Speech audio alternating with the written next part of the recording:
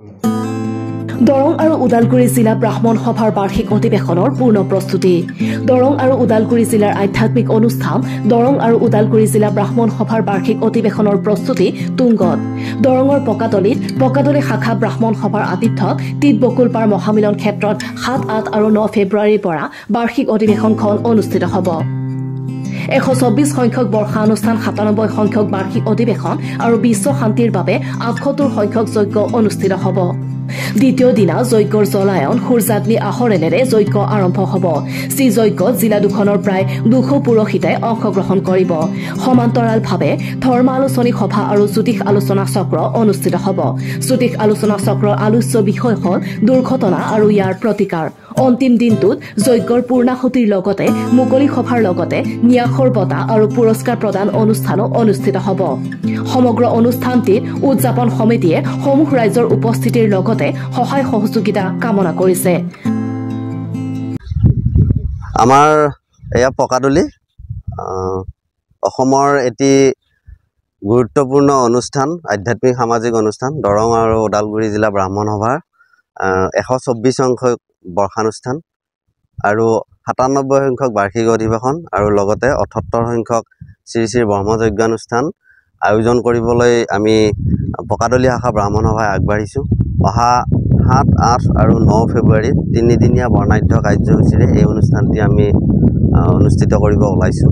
এই 3দিনীয়া কাৰ্যসূচীৰ আমাৰ অহা 7 ফেব্ৰুৱাৰীত শুক্ৰবাৰে ৰাতিপুৱা আৰম্ভ হ'ব, বন্তি প্ৰজ্বলনৰ দ্বাৰা আৰম্ভ হ'ব আৰু গোটেই দিনজোৰা বিভিন্ন কাৰ্যসূচী থাকিব।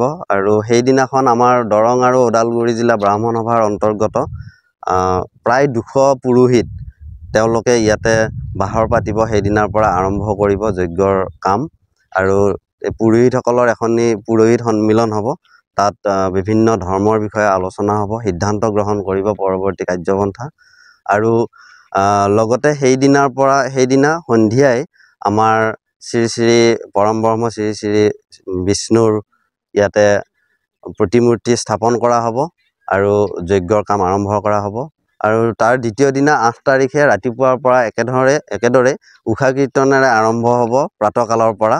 আৰু বিশেষত সেইদিনাখন আমি ৰাতিপুৱা পানী তোলা আৰু শোভাযাত্ৰা থাকিব। আমাৰ বোৱতী নদীৰ পৰা, আমাৰ নিকটৱৰ্তী ননৈ নদী বোৱতী নদীৰ পৰা আমি জল আনয়ন কৰা হ'ব। আৰু তাৰ পাছতেই ইয়াতে সূৰ্যাগ্নি আহৰণেৰে আমাৰ যজ্ঞ আৰম্ভ কৰা হ'ব ৰাতিপুৱা। আৰু যজ্ঞৰ কাম তেতিয়াৰ পৰা চলি থাকিব অহৰহ শ্ৰী শ্ৰী ব্ৰহ্মযজ্ঞ। আৰু লগতে 10 বজাৰ পৰা এখনি ধৰ্মালোচনী সভা অনুষ্ঠিত কৰা হ'ব। প্ৰতি বছৰে কৰা হয়, এই বছৰো 10 বজাৰ পৰা ধৰ্মালোচনী সভা এখনি হ'ব। আৰু সেই ধৰ্মালোচনী সভাৰ অন্তত 2 বজাৰ পৰা এখন জ্যোতিষ আলোচনা চক্ৰ অনুষ্ঠিত কৰা হ'ব।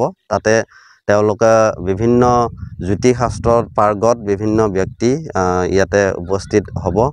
আৰু শেষত তৃতীয় দিনাখন 9 তাৰিখে আমাৰ ৰাতিপুৱাৰ পৰা আকৌ বন্তি প্ৰজ্বলন উষা কীৰ্তনেৰে আৰম্ভ হ'ব দিনটো। আৰু যজ্ঞৰ পূৰ্ণাহুতি হ'ব 12:30 আৰু ৰাতিপুৱা 10 বজাৰ পৰা এখনি মুকলি সভা আহ্বান কৰা হৈছে। মুকলি সভা এখন হ'ব, সেইখনত আমাৰ বিভিন্ন বিশিষ্ট ব্যক্তিসকল আহিব। আমাৰ মূল দৰং ওদালগুৰি জিলা ব্ৰাহ্মণ সভাৰ সভাপতি মহোদয়ে সভাপতিত্ব কৰিব। আৰু বিভিন্ন ব্যক্তি, গুণী জ্ঞানী ব্যক্তি বা বিভিন্ন সামাজিক অনুষ্ঠানত জড়িত আৰু আমাক ওতঃপ্ৰোতভাৱে সহায় কৰি আহিছে আমাৰ মাননীয় সাংসদ, তেখেতো উপস্থিত থাকিব বিশিষ্ট অতিথি হিচাপে। মাননীয় সাংসদ মহোদয় দিলীপ শইকীয়া, বৰ্তমানৰ ভাৰতীয় জনতা পাৰ্টীৰ অসম প্ৰদেশৰ সভাপতি কমল কৃষ্ণ বৰা, তেখেত ভাৰতীয় কিষাণ সংঘৰ সাংগঠনিক সম্পাদক অসম প্ৰান্তৰ। তাৰ লগতে আৰু বিভিন্ন মানুহক আমি আমন্ত্ৰণ জনাইছোঁ, তেওঁলোকো থাকিব। আৰু সেইখন সভা শেষ হোৱাৰ পাছত 12:30 বজাত আমাৰ যজ্ঞৰ পূৰ্ণাহুতি আৰু নিৰ্মালি গ্ৰহণ কৰা হ'ব। তাৰ পাছত আমি সকলোৰে কাৰণে মহাভোগৰ আয়োজন কৰিম। 2 বজাৰ পৰা এখন ন্যাসৰ বঁটা প্ৰদান আৰু সাহায্য প্ৰদান অনুষ্ঠান অনুষ্ঠিত হ'ব। নামখলাৰ পৰা Sudarshan Kalita report, news express Assam.